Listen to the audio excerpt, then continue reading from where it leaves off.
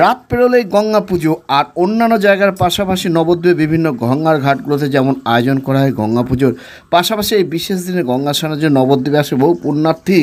তাদের এই উৎসব অনুষ্ঠানের সঙ্গে পাল্লা দিয়ে গঙ্গা পুজোতে নবদ্বীপে সমাগম ঘটে লক্ষাধিক মানুষের। গঙ্গা স্নান করতে নেমে জলে তলিয়ে যাওয়া বা কোনো রকম দুর্ঘটনা যাতে না ঘটে, এবারও নবদ্বীপ পৌরসভার তরফে সে জন্য একাধিক ব্যবস্থা নেওয়া হয়েছে।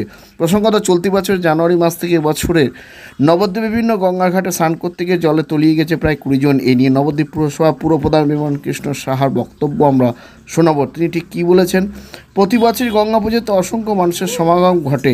বিগত দিনে গঙ্গায় স্নান করতে গিয়ে বহু দুর্ঘটনা ঘটেছে, তাই সতর্কতা বা নিরাপত্তার জন্য শহরের সমস্ত ঘাটে স্নানের ঘাটে অস্থায়ীভাবে ব্যারিকেড করে জাল দিয়ে ঘিরে দেওয়া হবে, যাতে কোনো রকম অসাবধানতা বা দুর্ঘটনার পুণ্যার্থীদের নিরাপত্তা দেওয়া যায়। পুরপ্রধান আরও বলে, এছাড়া বিভিন্ন বিপর্যয় মোকাবিলা দপ্তরের টিম সহ প্রশাসনের সব রকম দপ্তরের টিম নিরাপত্তার জন্য প্রস্তুত থাকবে। আর এই নিয়ে আজকাল আগামীর বিশেষ প্রতিবেদন। গঙ্গা পুজোর দুর্ঘটনায় রাতে গঙ্গায় একাধিক পদক্ষেপ নবদ্বীপ পুরসভার।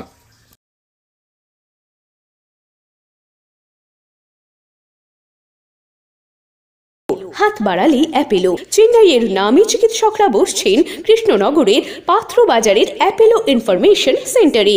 স্বল্প ভিজিটে পাওয়া যাচ্ছে দেশের বিখ্যাত চিকিৎসকদের কাছ থেকে চিকিৎসার সুযোগ। জটিল রোগের চিকিৎসার জন্য সত্বর চলে আসুন পাত্রবাজারের অ্যাপেলো ইনফরমেশন। এখানে রয়েছে চিকিৎসার সমস্ত অত্যাধুনিক পরিষেবা, তাই যোগাযোগ করুন 8001129623। আমাদের প্রতি বছর এই গঙ্গা পূজা অনুষ্ঠানটা নবদ্বীপের বুকে হয়ে থাকে এবং সেটা বৃহৎভাবেই হয়। মানে শুধু নবদ্বীপের লোক না, নবদ্বীপের বাইরের লোকও এখানে এসে গঙ্গা পূজা সম্পাদন করে। সাথে সাথে আছে জগন্নাথ স্নানযাত্রা। এই দুটো উৎসব হিন্দুদের পার্বণ। আরেকদিকে আছে মুসলিম কমিউনিটির মানে ঈদুজ্জোহা অর্থাৎ বকরি ঈদ। এটাও আমাদের একটা উৎসব, জাতীয় উৎসব। তাহলে সেই প্রত্যেকটা উৎসব যেন উৎসবের মেজাজে চলতে পারে, এটাই আমাদের নবদ্বীপ পৌরসভার সমস্ত কাউন্সিলরদের এটাই মনোবাসনা। সেই হিসাবে সমস্ত কাউন্সিলরই এই উৎসবটা যাতে সুন্দরভাবে সাফল্যমণ্ডিত হয়, তারা নিজ নিজ ওয়ার্ডে প্রত্যেকেই সতর্ক থাকেন এবং তারা যতক্ষণ উৎসব শেষ না হন তারা তাদের ভিজিলটা সেখানে রেখেই যায়।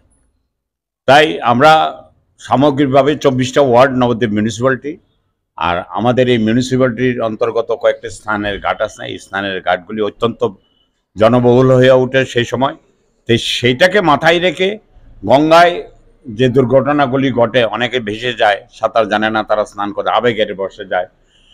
এটা হয়তো তাদের দোষ না, তাদের তারুণ্যের প্রভাব, মানুষ অনেকভাবেই প্রভাবিত হয়।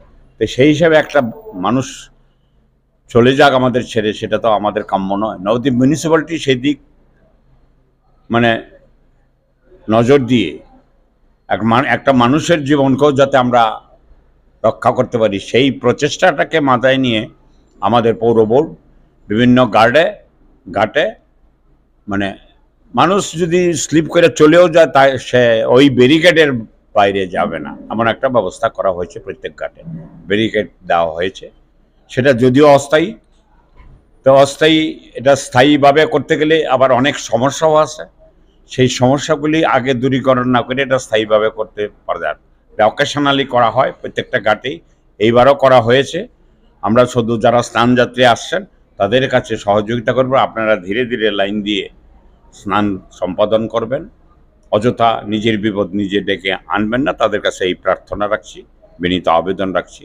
আর সাংবাদিক বন্ধুদের বলছি, আপনারাও সেই প্রচারটাই রাখবেন যাতে আমরা সংযতভাবে স্নান যাত্রাটা আমরা পালন করি।